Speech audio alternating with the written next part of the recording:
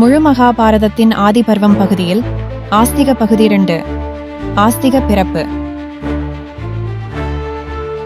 சௌதியே, அருளப்பட்ட பல பாம்புகளின் பெயர்களை குறிப்பிட்டாய். கத்ரு தந்த அந்த சாபத்தை கேட்ட பிறகு அவர்கள் என்ன செய்தார்கள்? அவர்களில் புகழ்வாய்ந்தவனும் சிறப்பு மிக்கவனுமான சேஷன் தனது தாயை விட்டுச் சென்று கடுமையான விரதங்களை நூற்றுக்காற்றை மட்டும் உண்டு அவனது தவங்களை கந்தமாதன மலையிலும் பதரி கோகர்ண மலைகளிலும் புஷ்கர வனத்திலும் இமயமலையின் அடிவாரத்திலேயும் மேற்கொண்டான். தனது சதைகளும் தோலும் சதை நார்களும் வற்றி போயிருந்தவனுமான அந்த துறவியை சேஷனை எல்லோருக்கும் பெருந்தகப்பனான பிரம்மன் கண்டான். ஓ சேஷா, உனது இதயத்தில் குடிகொண்டிருக்கும் விருப்பத்தை என்னிடம் சொல்வாயாக என்றான் பிரம்மன். பிரம்மதேவனே, என்னுடன் ஒரே கருவறையில் பிறந்தவர்கள் அனைவரும் இதயத்தால் தீயவர்களாக இருக்கிறார்கள். நான் அவர்களுடன் வாழ விரும்பவில்லை. இது உம்மால் அங்கீகரிக்கப்படட்டும். பகைவர்களைப் போல் ஒருவருக்கு ஒருவர் பொறாமை கொண்டுள்ளனர். அதனால் நான் தவத்துறவுகளில் ஈடுபட வந்துவிட்டேன். வினதையின் மைந்தன் கருடன் எங்களுக்கு மற்றுமொரு சகோதரனே. அவனை அவர்கள் எப்போதும் பகைக்கிறார்கள். எங்கள் தந்தை உயரான்ம கசியபரின் வரத்தால் கருடன் பெரும் பலத்துடன் இருக்கிறான். அடுத்த பிறவியிலும் எனக்கு அவர்கள் உறவு இல்லாதபடி தவம் செய்து நான் என் உடலை விடப்போகிறேன். எனது இதயம் எப்போதும் அறத்திலும் அருள் நிறைந்த ஆன்ம தவத்திலும் இன்பமடையட்டும். இவ்வரத்தையே நான் விரும்புகிறேன். சேஷா, உன் சகோதரர்களின் நடத்தையையும் தங்கள் தாயை கத்ருவை மறுத்து பேசியதால் அவர்கள் எதிர்நோக்கியிருக்கும் ஆபத்தையும் நான் அறிவேன். ஆனால் அதற்கு முன்பே அதற்கான பரிகாரத்தை நான் கொடுத்திருக்கிறேன். அதனால் நீ உனது சகோதரர்களை குறித்து வருந்தாதே. நான் உன்னால் பெரிதும் மகிழ்ச்சி அடைகிறேன். உனது மனமரத்தில் நிலைத்திருப்பது நல்லதே.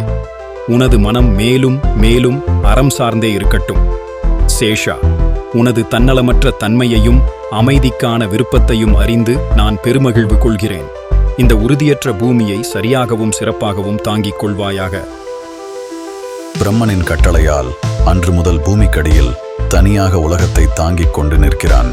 கருடனையும் ஆதிசேஷன் உதவிக்கு பிரம்மன் நியமித்தான். சௌதியே, தங்களின் சாப விமோசனம் பெரும் வழி குறித்து பாம்புகள் என்ன செய்தன? பிரம்மன் ஆதிசேஷனிடம் சகோதரர்கள் சாப தீர்வு குறித்து குறிப்பிட்டது என்ன? விபரமாக கூறும். சாவுனகரே, தவசிகளே, பாம்புகளின் மூத்தவன் வாசுகி தனது சகோதரர்கள் ஐராவதன் மற்றும் ஏனைய பாம்புகளுடன் சேர்ந்து எந்த காரியத்தை செய்தால் அது சிறந்ததாக இருக்கும் என்பது குறித்து ஆலோசனை நடத்தினான். ஒன்றாக கூடி தங்கள் கருத்துக்களை ஒருவரோடொருவர் பரிமாறிக்கொண்டனர். அதில் சிலர், நாம் அவனுக்கு விருப்பமான ஆலோசகர்களாக ஆக வேண்டும். பிறகு எந்த காரியமாக இருந்தாலும் அவன் நிச்சயமாக நம் ஆலோசனைகளை கேட்பான். நாம் வேள்வி தடைபடும்படியாக அவனுக்கு ஆலோசனை அளிப்போம் என்றும், வேறு சில பாம்புகள், நாம் ஒளியுடைய மின்னலுடன் கூடிய மேகங்களாக மாறிச் சென்று மழையை பொழிந்து எரியும் வேள்வித்தீயை அணைத்து விடுவோம் என்றன. இன்னும் சில பாம்புகளோ மன்னன் ஜனமெஜயனை கடித்து கொன்றுவிடலாம் என கூறின. ஆழ்ந்த குழப்பத்தால் அவைகள் வாசுகியின் பதிலை எதிர்பார்த்தன. பாம்புகளே, நீங்கள் சொன்ன முடிவான தீர்மானம் பின்பற்றுவதற்கு தகுந்ததாக இல்லை. உங்கள் அனைவரின் ஆலோசனைகளும் எனக்கு பிடித்த வகையில் இல்லை. உங்கள் நன்மைக்காக நான் என்ன சொல்ல முடியும்? நம் தந்தை கசியபரின் கருணை மட்டுமே நமக்கு நன்மை செய்ய முடியும் என்று நான் நினைக்கிறேன். நமது குல நன்மைக்காகவும் பின்பற்றுவது என்பதை என் இதயம் அறியவில்லை. செயலின் நன்மையோ தீமையோ என்னை சேர்ந்தது என்பதே என்னை இவ்வளவு கவலையடையச் செய்கிறது என்று பதிலளித்தான் வாசுகி. அனைத்து பாம்புகளின் பேச்சையும் வாசுகியின் வார்த்தைகளையும் கேட்ட ஏலாபத்திரன் என்னும் சகோதரன் பேசினான். அந்த சாபம் உச்சரிக்கப்படும் போது அச்சத்தினால் நான் நமது தாயின் கத்ருவின் மடியிலேயே பதுங்கியிருந்தேன். அந்த இடத்தில் இந்த சாபத்தால் கவலை கொண்ட தேவர்கள் பெருந்தகப்பனிடம் பிரம்மனிடம் பேசும் வார்த்தைகள் எனக்கு கேட்டன. கத்ரு இவ்வாறு சாபமிட்டதை செய்வதை நீர் ஏன் தடுக்கவில்லை என்பதை நாங்கள் அறிய விரும்புகிறோம் என்றனர் தேவர்கள். அதற்கு பிரம்மன், பாம்புகள் பல்கிப் பெருகிவிட்டன. அவை கொடூரமானவையாகவும் உருவத்தால் பயங்கரமானவையாகவும் மிகுந்த விஷத்தன்மை உள்ளனவாகவும் இருக்கின்றன. எனது படைப்புகளின் நன்மையை விரும்பி நான் கத்ருவை தடுக்கவில்லை. எவை தீங்கில்லாதவையோ அறமுள்ளவையோ அவை அழியாது. யாயாவரர் குலத்திலே ஜரத்காரு என்னும் பெருமுனிவன் பிறப்பான். அவனுக்கும் ஜரத்காரு வாசுகியின் தங்கைக்கும் பிறக்கும் ஆஸ்திகன் என்ற மகனால் அந்த வேள்வி பேரிடர் சம்பவிக்கும் அந்த காலத்தில் பாம்புகள் அதில் அந்த இடரில் இருந்து தப்பிப்பார்கள் என பிரம்மன் கூறினான். அதனால் தங்கை ஜரத்காருவை முனிவன் ஜரத்காரு எப்பொழுது தனக்கான மனைவியை தேடும் பொழுது தங்கையை திருமணம் செய்து கொடுப்பதுதான் ஒரே வழி என்றான். ஏலாபத்திரனின் வார்த்தைகளை கேட்ட எல்லா பாம்புகளும் பெரும் மகிழ்ச்சி கொண்டன. வாசுகியின் கவலை அறிந்த தேவர்கள் பிரம்மனிடம், வாசுகியின் உதவியால் தான் பார்க்கடல் கடைதல் சாத்தியமானது, அதனால் அவனது மனக்கவலையை தீர்க்குமாறு கூறினர். பிரம்மனும் வாசுகியிடம் ஏலாபத்திரன் சொன்னது அனைத்தும் உண்மை என்றான். வாசுகி மகிழ்ந்து, முனிவர் ஜரத்காரு பிறந்து தனது தவ வாழ்வில் ஈடுபட்டு வருகிறார். அவர் எப்போது தலைவன் ஜரத்காரு தனக்கு ஒரு மனைவியை வேண்டுகிறாரோ அப்போது உடனே என்னிடம் வந்து தெரிவியுங்கள். நமது இனத்தின் நன்மை அதில்தான் அடங்கியிருக்கிறது என்றான் வாசுகி. சௌதியே ஜரத்காரு என்ற பெயருக்கான காரணத்தை கூறும். ஏன் அவ்வாறு அழைக்கப்பட்டார்? தவசிகளே, ஜரை என்றால் உதவாதது என்றும் கெடுவது என்றும், காரு என்றால் பெரியது என்றும் துன்பத்தை தருவது என்றும் பொருள்படும். சிறந்த ஞானமுள்ள முனிவருக்கு வைராக்கியத்தின் காரணமாக இந்த உடலானது துன்பத்தை தருவதாக தோன்றியதால் இந்த பெயர் அமைந்தது. ஜரத்காரு தனது தவத்தில் முழு ஈடுபாட்டுடன் இருந்தார். தனக்கான மனைவியை பெறுவதில் விருப்பமில்லாமல் முழு உலகையும் அச்சமில்லாமல் சுற்றித் திரிந்தார். அதே காலத்தில் கௌரவ குலத்தில் பிறந்த பரீட்சித் தனது முப்பாட்டன் பாண்டு போல் வீரத்துடன் போரிலும் வேட்டையாடுதலிலும் ஆர்வம் கொண்டிருந்தான். காட்டில் வேட்டையாடும் பொழுது கூறி அம்பொன்றினால் ஒரு மானை அதன் முதுகில் தைத்தான். காட்டிற்குள் மானை துரத்தி சென்றபோது அதை பிடிக்க முடியாமல் அவனது பார்வையிலிருந்து மறைந்துவிட்டது. களைப்பும் தாகமும் கொண்ட பரீட்சித் அந்த கானகத்தில் சமீகர் முனிவர் ஆசிரமத்தை அடைந்தான். அவர் மௌன நோன்புடன் தியானிப்பது தெரியாமல் அவரிடம் மானை பற்றி விசாரித்தான். அவர் பதில் கூறாததால் கோபம் கொண்ட மன்னன் பரீட்சித் அங்கு கிடந்த ஓர் இறந்த பாம்பை தனது வில்லின் நுனியால் எடுத்து சமீகரின் தோளில் போட்டான். முனிவர் சமீகர் எந்த எதிர்ப்பும் தெரிவிக்காமல் அமைதியாக வேதனையை தாங்கிக் கொண்டார். நன்மையாகவோ தீமையாகவோ யாதொரு வார்த்தையும் கூறவில்லை. சமீகரை அந்நிலையில் கண்ட மன்னன் பரீட்சித் தன் கோபத்தை விட்டு தன் செயலை உணர்ந்து வருத்தமடைந்தான். பரீட்சித் தன்னுடைய தலைநகரத்துக்கு ஹஸ்தினாபுரத்திற்கு திரும்பினாலும் தனது தியானம் தொடர்ந்தார். தான் அவமதிக்கப்பட்டிருந்தாலும் பரீட்சித்தை சபிக்காதிருந்தார். மன்னன் பரீட்சித் வேட்டைக்காக திரிந்து கொண்டிருக்கும்போது அவன் அந்த சிறந்த பாம்பை உனது தந்தையின் சமீகரின் தோளில் போட்டுச் சென்றான்.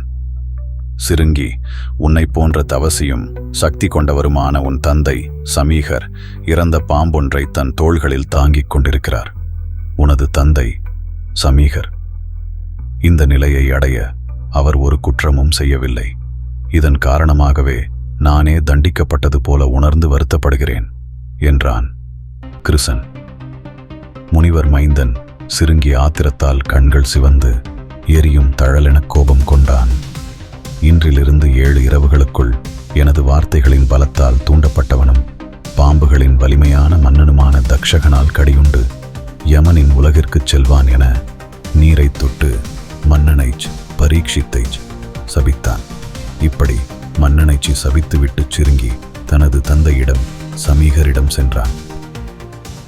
குழந்தாய், உனது இந்த செயல் எனக்கு பிடிக்கவில்லை.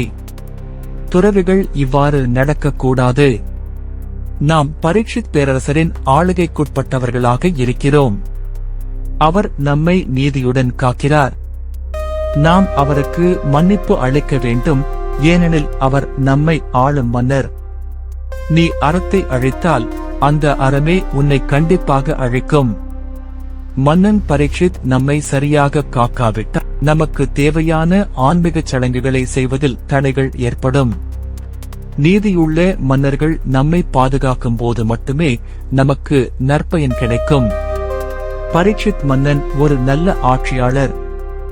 அவர் தன் மக்களை நன்றாக காப்பாற்றுகிறார். சோர்வால் அல்லது பசியால் தவறை செய்திருந்தாலும் அவர் மன்னிக்கப்பட வேண்டும். மன்னனற்ற நாட்டில் தொந்தரவு அதிகமாகும். அதனால் மன்னன் தண்டனை வேள்விகளை பாதுகாப்பதால் தேவர்களும் திருப்தி அடைகின்றனர். தேவர்கள் மழையை அருளுகிறார்கள். அதனால் மனிதர்களுக்கு தேவையான தானியங்கள் விளைகின்றன. இளவரசன் பரீட்சித் பசியால் தவறை செய்துவிட்டார். அவரை சாபம் இடுவது தவறு. அவர் தண்டனைக்கு ஆளானவர் அல்ல, மகனே. அந்த பெருமுனிவர் சமீகர் என்னை நீ அவமதித்ததால் அறிவு முதிர்வுறாத எனது இளவயது மகன் கோபம் கொண்டு உன்னை சபித்திருக்கிறான் என்ற செய்தி கூற மன்னன் பரீட்சித்திடம் தனது சீடனை அனுப்பினார்.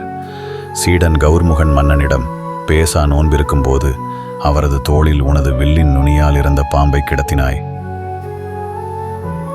சமீகரே, உன்னை மன்னித்து விட்டார். ஆனால் அவரது மகனால் சிருங்கியால் அது முடியவில்லை. மன்னா, இப்போதிலிருந்து 7 இரவுகளுக்குள் தக்ஷகன் என்னும் பாம்பு உன் மரணத்தை ஏற்படுத்தும் என்று சிருங்கியால் சபிக்கப்பட்டிருக்கிறாய். சமீகர் உன்னை காப்பாற்ற தனது மகனிடம் சிருங்கியிடம் மீண்டும் மீண்டும் வேண்டினார். ஆனால் அவரது மகனுடைய சாபத்தை, தனது மகனின் சிருங்கியின் கோபத்தை அமைதிப்படுத்த தவறால் இயலாத காரணத்தால், ஓ மன்னா, உனது நன்மைக்காக எச்சரிக்கை செய்ய நான் அனுப்பப்பட்டுள்ளேன் என்றான். அந்த கொடூரமான செயல்கள் நினைவில் வந்து மன்னன் பரீட்சித் மிகவும் வருந்தினான். முனிவர் சமீகர் பேசாத நோன்பில் இருப்பது தெரிய வந்ததும் அவர் செய்த தவறை 2 மடங்கு குற்றம் என்று உணர்ந்தார்.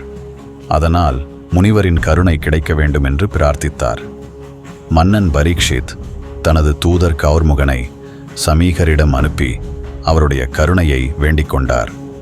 தூதன் சென்றதும் பரீட்சித் உடனே தனது அமைச்சர்களுடன் ஆலோசனை செய்து ஒரு பாதுகாப்பான மாளிகையை கட்டினான்.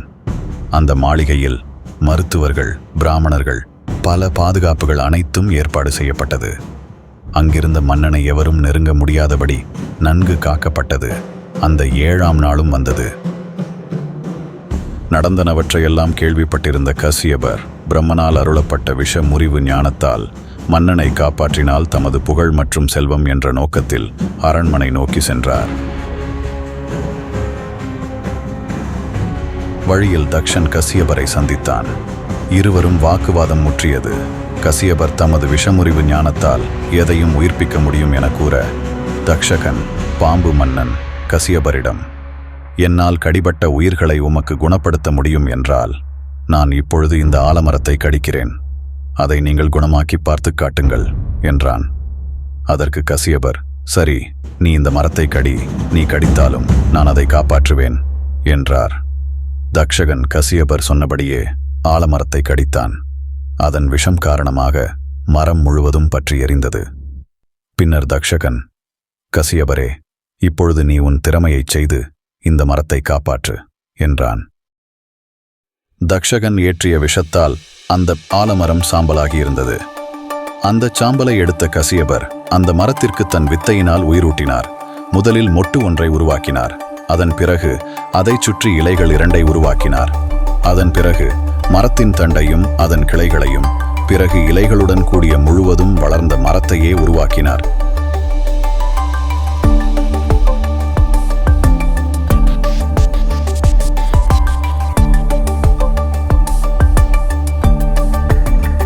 இதை கண்டு தக்ஷன், கசியபரே, நீ மன்னனை காப்பாற்ற முயற்சிப்பது வீண் செயல். ஆயுள் முடிவு கொண்ட மன்னனை காப்பாற்றி நீ எந்த புகழும் அடைய முடியாது.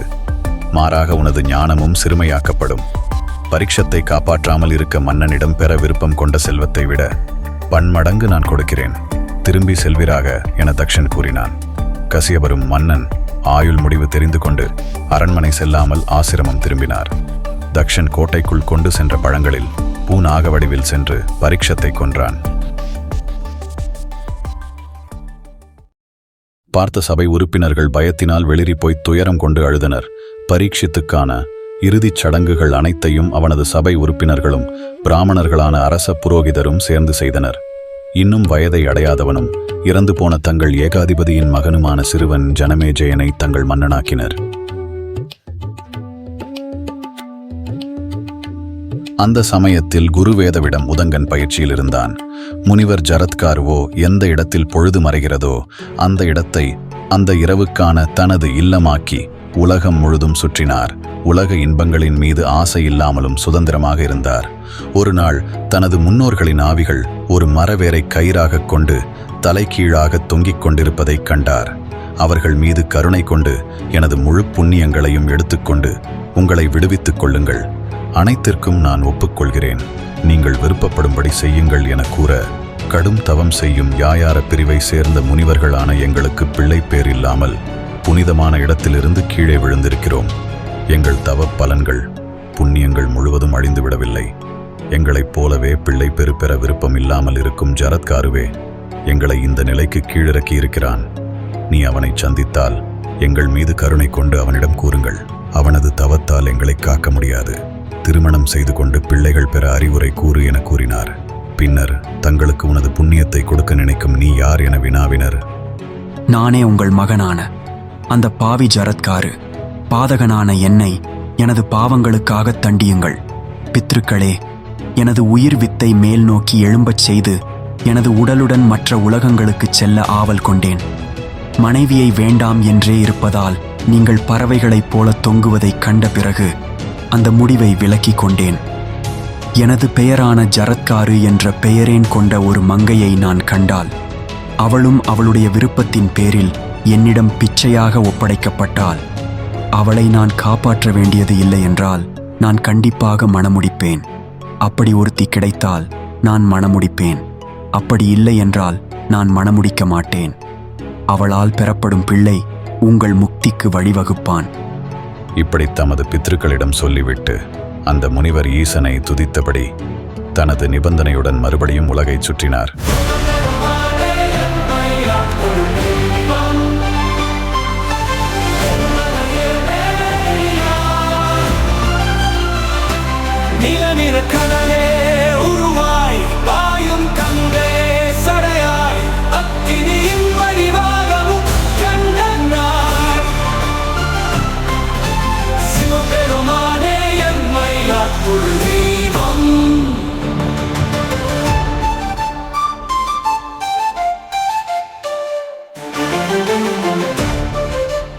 சரிசமக்கூற்றின் அர்த்தநாரியாய் அருளால் உலகம் காக்கின்றவனாய் திரிபுரம் எரித்த தரதிகம்பரனாய் அவம் புறம் தூய்மைங்கிற நீராய் சிவபெருமானே எம்மை அருள் தெய்வம் அம்மையின் மைந்தனே ஆனாய். வயதான பிறகும் அவரால் ஒரு மனைவியை கடைய முடியவில்லை. தமது தோல்வியை உணர்ந்த அவர் துயர் கொண்டார். அந்த கானகத்திற்குள் சென்ற அந்த விவேகி தமது முன்னோர்களுக்கு நன்மை செய்வதற்கு எண்ணி, நான் மனைவியை யாசிக்கிறேன் என்று உறுதியுடன் 3 முறை